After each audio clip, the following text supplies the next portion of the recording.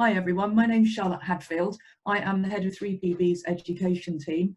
As Hayley has already explained, we are a team of independent barristers. We act for schools, we act for parents, we act for children and young people, and we do also act for local authorities. And what I'm going to try and do today is bring that combination of experience of different angles of cases involving special educational needs to bear to talk to you about what a working day curriculum is, how we evidence this, and some of the problems that we see.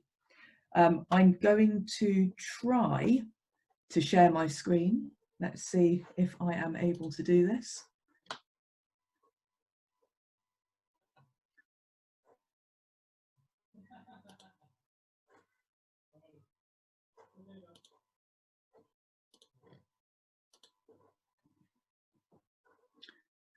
Okay, so hopefully, can I just check that everybody can now see my slides? That looks perfect, Charlotte. To us, that looks perfect. Thank you very much. Okay, so what is Waking Day anyway?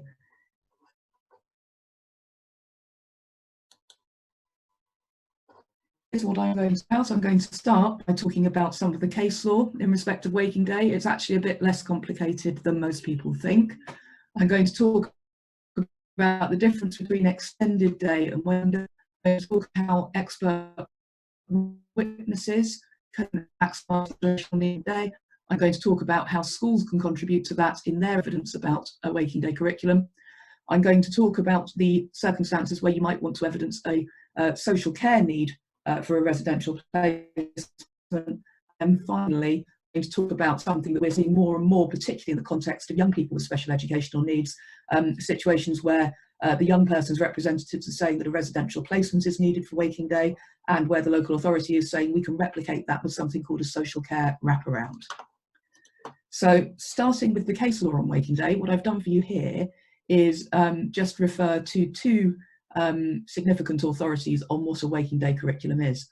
The reason I called this talk "What is a Waking Day curriculum anyway" is that you do actually quite often still hear people expressing some uncertainty about what a Waking Day curriculum is. So I have heard judges sometimes ask that question.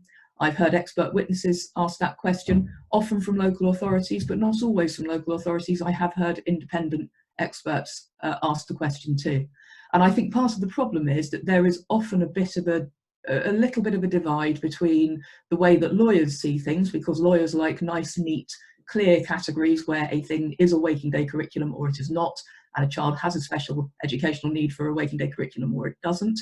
And then on the other hand, the way that clinicians and experts see things, which is more flexible, more fluid, and less amenable to the kind of rigid distinctions that we lawyers like to place on things.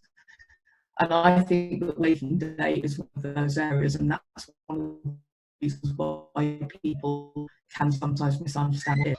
So in the case of East County Council against TW, which is the first case that I've mentioned, the upper tribunal said in that case that all Waking Day provision means is that a person's special educational needs are such that they call for special educational provision to be delivered beyond normal hours. So your average neurotypical child will go to school in the morning and come home at about 3:30 in the afternoon, and they might do some homework in the evening, they might do some practicing of something like reading with their parents in the evening, but they don't need to be educated past the normal school day. What happens in the evening is reinforcement, a little bit of consistency, but they don't need that in order to learn. Whereas we know that some people with special educational needs aren't able to do all of their learning during the normal school day and may need provision outside the normal school day. I've also quoted for you here the case of JP, and in JP, the upper tribunal said that in that case, the question was whether the child's need for a consistent programme was such that his education could not reasonably be provided unless he was accommodated on the site where he was educated. And the reason I've included that case is because you will often hear tribunal judges and local authority representatives saying that a mere need for consistency or a desirability for consistency at home and at school is not enough for a Waking Day curriculum. That to some extent is right. You know, plans are about what's necessary, what's reasonably required. They're not about desirability or benefiting from a little extra help. But if you have a child or a young person who needs an extremely high level of consistency in order to progress, then I would argue, and I have successfully argued, that that is a special educational need for a waking day curriculum. The last case that I've quoted for you on this is again from JH, and in that case what the tribunal said was that a waking day provision may be called for where a pupil's special educational needs mean that they are unable to generalise skills from the classroom to other environments, that they need to have therapies and activities outside of school hours, enabling them to develop the skills of daily living and to translate into their home and school, and indeed all areas of their life and functioning, the skills which they learn within the school and schoolroom. And in those circumstances, a waking day curriculum may be justified. So, as you can see, the case law has avoided over-defining what a waking day curriculum is. And that's useful in some respects, because it means that there aren't very rigid categories that you have to fall into. But in other respects, obviously, it can be a little bit difficult, and in the sense that both sides have quite a wide range of arguments that they can call on. The main thing to remember, I think, is that it's always going to be driven by what, in reality, the child or young person needs in order to make educational progress. So we also hear about this thing called extended day. Extended day is used slightly less often than waking day. Broadly, if somebody's talking about an extended day, they're talking about educational provision outside of normal school hours, but they're not normally talking about a need for residential provision. Whereas if you're talking about waking day, you're going to be talking about residential provision, also called a 24-hour curriculum or wraparound care. But as I say here, it is important not to get hung up on semantics and labels. It's really important to focus on what the young person actually needs. And then you can work out whether that needs to be provided on a residential basis or whether it's something that can be provided in some other way. So how do we evidence a special educational need for waking day curriculum? So the first thing is that it's really important for expert witnesses to explain why waking day is necessary by reference to the child or young person's needs. And that has to be really explicit. It has to be very clearly set out in the report that the expert writes, and the expert needs to be ready to expand on that, to simplify it and to break it down, and to respond to any tribunal questions that it may get. I've said in the second bullet point, it's really important that you don't just rely on the fact of your expertise. It is important to spell it out. I am still seeing too many reports which say not much more than I am an educational psychologist, or I am a speech and language therapist, or whatever the expertise is. And in my expert opinion, this child needs a waking day curriculum. This is an expert tribunal that we're appearing in front of. They will ask very searching questions about exactly why it's needed. Now, I will say that in those cases where I have seen those reports that don't really explain in the report itself why it's needed, the evidence in tribunal has always been a lot clearer. But in my experience, you have a much easier day if you make it explicit in the report itself exactly why that child needs it. So perhaps a child needs lots of opportunities for overlearning. Perhaps a child isn't going to generalise between settings if they're not living where they're educated. Perhaps they have a really high need for consistency, maybe in communication methods or something like that. Perhaps the child is incredibly anxious. They need to minimise transitions. They can't cope with getting from home to school, no matter how it's done. Perhaps because of anxiety or attention issues, you don't know when they're going to be ready for learning, and you need to be able to take every opportunity across the waking day to do it. Whatever the reason is, it needs to be really clearly spelled out in the report. Sometimes I see cases where the child or young person has been in a mainstream setting, and the parents are asking for them to be moved to a waking day residential setting. In those circumstances, the tribunal is always going to ask why it is that a specialist day placement can't meet need. So the tribunal is always going to be looking ahead to the likely costs position. Waking day curriculum is extremely expensive. Most residential placements are obviously expensive because they are accommodating children with complex needs. So it's really important to anticipate that point, to look at where this child or young person is moving from, where they're going to, and to be able to explain to the tribunal, this is why there is no point in trying a specialist day placement before the child moves. Before the child goes into waking day placement. The other thing is it's really important to think about how long the placement should be over the year. Should it be 38 weeks? Should it be 44 weeks? Is this a child that needs a 52-week placement? And also the frequency of boarding. Is the child coming home weekly? Are they coming home termly? Are the child's needs such that they can't really come home at all and the parents are going to have to go to the setting to see the child? These are all questions that it's really important to think about before the hearing. And experts need to be ready to justify the length of the placement, again, by reference to the child or young person's needs. And finally, what's the other side's educational psychologist saying? I say this because normally in a working day curriculum case, the local authority's leading expert is going to be the educational psychologist. And quite often they will say that, well, certainly in a case where working day provision is opposed, the educational psychologist is probably going to be saying that they don't think there's a need for a residential placement. And if they are saying that, it's just useful to look at their report and see why. Because sometimes an educational psychologist might say in their report, we don't think there's a need for residential provision, but we do think that the child or young person is going to need a lot of support in the evening or at home, or as long as there's liaison between school and home.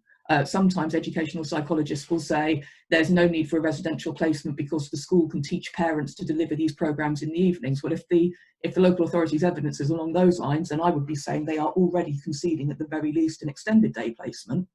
And we all know that parents cannot be required to deliver educational provision. So it's useful also to really analyse what the other side is saying, because quite often you end up in a situation where it becomes clear that although the other side's educational psychologist doesn't think that the child needs to be in a waking day, in a residential placement, they do think that that child effectively needs waking day provision. So it's always handy to have a look at the report in that respect. What do schools add to this? Well, firstly, it's really important that the school the school that has offered a waking day place to the child is at the tribunal and ready to answer questions. In most cases that I've seen, schools that offer a waking day curriculum will do an assessment. They will have the child or young person stay for a couple of nights, and they will have a pretty comprehensive assessment report, often including reports from their own on-site experts, that we can put before the tribunal, along with full costings of provision and any other information about the setting that's relevant.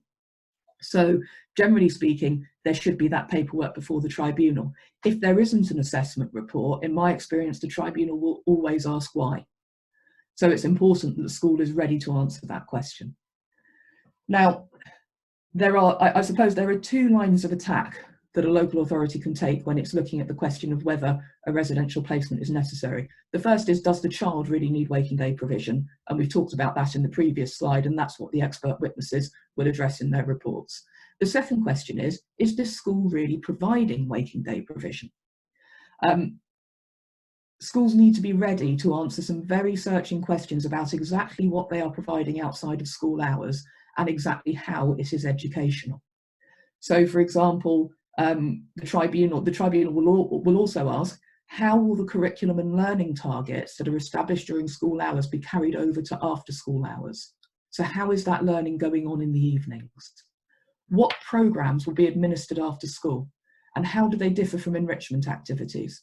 So I have in the past had cases where a school has been asked, and I think this is a mismatch between what the lawyer is asking and what is being understood, if that makes any sense. But these misunderstandings can be fatal to a case.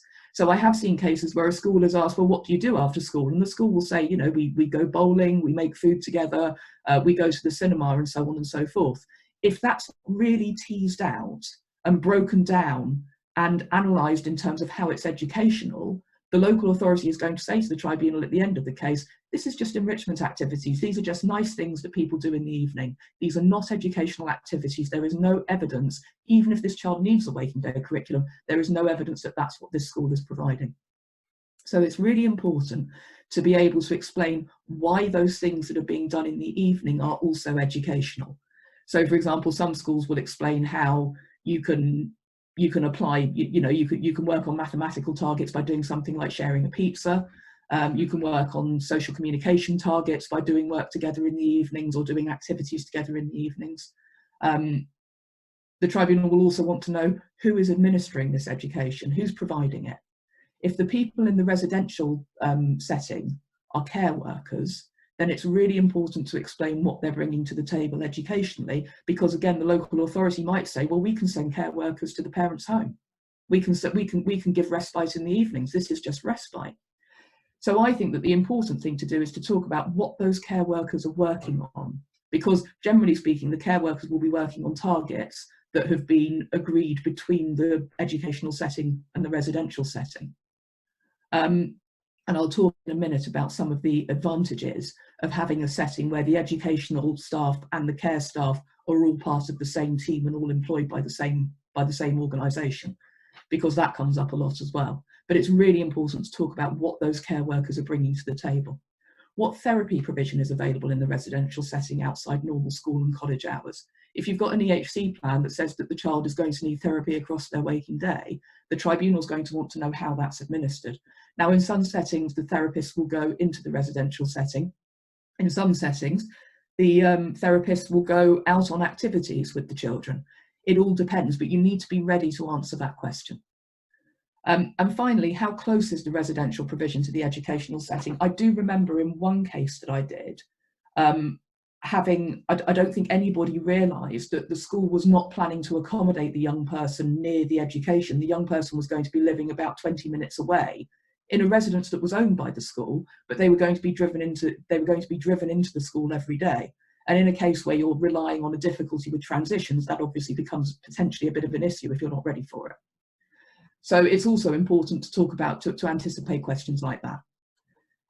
So really, schools just need to be in a position to present what the waking day offering is, how it's educational, who it's being produced by, and to talk about the liaison between the relationships between the education and the care settings. Sometimes it's not an educational need for residential placement, but a social care or health need for residential placement. And really, that's always going to depend on the circumstances in the family. The first thing I would say is that if you are looking for a recommendation in the context of a national trial hearing that the child should be living in a residential placement, you will realistically need to support that case with evidence from an independent social worker or an appropriate clinician, depending on whether it's social care or health. In many of these cases, there is a mixture of social care issues and special educational need. So, for example, you might have a case where a child has very, very high levels of anxiety that result in extremely challenging behaviour at home. And the result of that is that parents are struggling to contain that child at home. Perhaps there are other children in the family whose well-being is at risk from that child. Now, in that situation, there is a social care element and there is a special educational need element. And the main thing to remember about that is that because of Section 21 of the Children and Families Act, if it is social care provision that also educates and trains, then it should be going into Section F of the plan. It shouldn't be, it's not just a social care need, it is what we call deemed special educational provision. So be clear about where you want it to go and what your argument is. Now, in a lot of these cases, I would say in most of these cases, the social care issue, where there is a genuine social care issue, it's because there's a real and tangible risk of family breakdown and an inability to cope. And in those circumstances, there may be a very real prospect of the family turning around to the local authority and saying, look, you're going to have to accommodate this child because we just cannot do it anymore. We can't keep the child safe. We can't keep our other children safe. Now, that is what Section 20 of the Children Act is there for.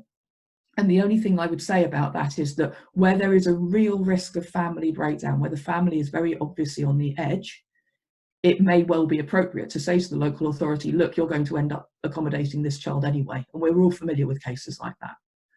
But it is also important not to mess about with Section 20. It really mustn't be used tactically. Section 20 issues should only be raised where there is a real and genuine likelihood that parents will have to ask the local authority to accommodate.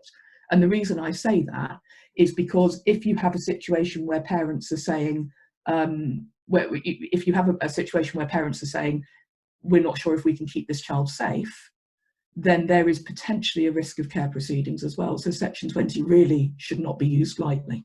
Excuse me. So I'm going to talk a little bit about something that I've seen happening more and more in relation to cases involving young people, which is that the young person's experts will put forward a comprehensive package of evidence setting out why the young person needs a waking day curriculum. And the local authority increasingly may say, Well, we can replicate that. They don't have to go to a residential school or a residential college, because we can provide a waking day curriculum. We can give this young person a local college placement, and we can give them wraparound social care, which will replicate the consistency of a waking day. And so the package that you typically see offered in these cases is that the local authority will source a supported living placement or sheltered accommodation or whatever is appropriate, plus placement at a local mainstream or specialist college. They will say that the young person will be accompanied to college with a support worker or support workers if the young person needs more than one. Those support workers will remain with them throughout the day. They will be present for any therapy that is delivered. They will be present for target setting. There will be a high level of liaison between college and home, maybe a home school book, maybe the support workers, maybe it's envisaged that the support workers will attend meetings at the college about the young person. And then those support workers will deliver educational programs and therapeutic programs in the evening to ensure consistency between settings. That is the kind of package that is often offered in these cases. And in principle, there's nothing preventing the tribunal from approving that sort of arrangement. There might be issues about how you name it in the EHC plan, but that's probably a discussion for a different talk.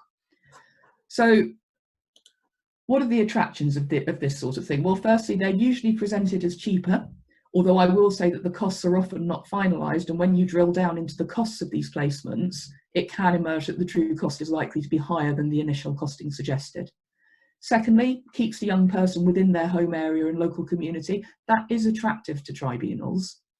Tribunals do like the idea of young people being close to their families and close to their home areas where possible, and it's said to promote independent living. So what are the typical issues with a placement like this? Well, firstly, the college setting may not be appropriate for the young person. It's always really important to look at what the young person actually wants to do. Obviously, some young people will be more capable of expressing that than others, depending on their needs. But it's important to look at it's important to make sure that it's not one of those cases where the young person's being sort of bunged into a catering course or a retail course or something along those lines, when in fact you look at their interests and they're more interested in art or drama. Young people with special educational needs are just as entitled to follow an educational course that inspires them and excites them as anybody else is. So that's really important to look at, and tribunals do look at that. I had a case quite recently of a young man who was very interested in the performing arts, and the local authority wanted him to do a catering course. The tribunal did take it seriously that he wanted to pursue a career in the performing arts, regardless of how realistic that ultimately may have been. It was a serious aspiration for him, and the tribunal considered that he was entitled so far as possible to follow that. So it's always important to look at the college setting as you would in any case where the local authority is offering an alternative school. Secondly, it is surprisingly rare for a specific residential placement to have been firmly identified by the hearing date. So frequently, the local authority will say where they are planning for the young person to live, but in many cases, there won't be a place reserved for them, and it won't be clear that the young person will actually be able to live in that setting or when. So that's always worth looking at. Thirdly, peer group. Peer group is as important in a social care wraparound case as it is in any other case. If we're talking about a young person who needs waking day provision, then obviously the peer group has to be right outside of college as well as inside college. And what you often find is that the residential accommodation that the local authority envisages for the young person will often contain quite a mixed bag of people with different needs, different ages. I remember doing one case where my client was a 19-year-old who wanted to do a college course and had autism, and was being put into a facility where the other people were all in their 30s, didn't want to do college courses, weren't on them, and had a variety of different physical needs, were wheelchair users. There were also quite marked disparity in terms of their ability to verbally communicate. So that is very much worth looking into. Fourthly, how much control is the college or educational setting going to have over how education is being delivered outside of college? If this is being put forward as a substitute for waking day, then we're talking about providing consistency across all settings. How is that going to be enforced? The college is not going to employ the care staff.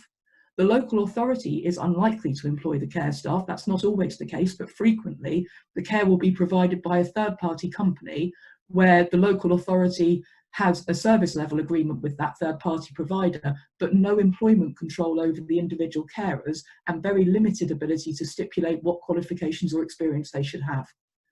And that's what I was talking about earlier in the context of residential placements and the benefit of having carers, of having an overarching umbrella organisation that is in absolute control of how everything is delivered, both educationally and residentially. That's very, very difficult for local authorities to replicate. And finally, and this is a common bugbear, I think, in cases involving vulnerable young people, real difficulties with ensuring continuity of care staff. Because as we know, care staff do change from time to time and move on. So it's really important in these cases to drill down on how the local authority is going to ensure that the carers have the qualifications and experience and training to deliver therapeutic programs in the evening. Are they, so for example, if you've got a young person who needs a total communication environment, what's the guarantee that those carers are going to know how that young person communicates? Are they going to know Makaton? Are they going to know PECS? How are the programs going to be updated? How are you going to make those support workers engage with therapeutic staff and also with the college setting if they're not all employed by the same person? So these are all really important issues to look into. So when we're preparing for the hearing, the thing that I would really say, my closing note is, please visit the setting. The local authority, frequently parents and young people are reluctant to go and look at what the local authority is offering. I think it's really useful to go. Firstly, at least one expert should visit both the college setting and the proposed residential setting. But parents and young people should go as well, because firstly, the tribunal likes to see open-mindedness and a willingness to engage with what the local authority is offering. It's not great for your case if you look as though you're dismissing everything out of hand without going. But secondly, it offers scope to identify difficulties with the placement that even an expert might miss. I remember one case, I think Nicole and I had a case where the mother and daughter went to visit a facility and discovered that the daughter wouldn't be able to get in on her own because she was a wheelchair user. That's a fairly important point that everybody else had missed. Also, staff at the setting may provide really important additional information that isn't immediately apparent from the local authority's case.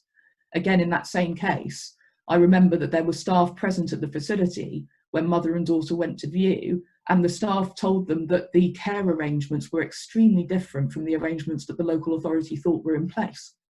So this was a person who was in extreme danger if she fell, and we had been told that there would be carers on site all the time. In fact, the carers came in every 1 to 2 hours, depending on how much care they offered. So that could have been a really dangerous placement for that young person. So in conclusion, I think I would just say, make all of the reasons for wanting the Waking Day placement explicit. The special educational need for the Waking Day placement must be clear both in the written evidence and in the evidence at the tribunal. Research everything that is being offered by the local authority, go and see it, write everything down, be ready to give evidence about it. And be ready to really drill down into what's being offered by the local authority to see if it really replicates a Waking Day placement. Now, I think, yes, I have finished exactly on time, so that's a good feeling for me. I think that we're now going to have a half-hour tea break.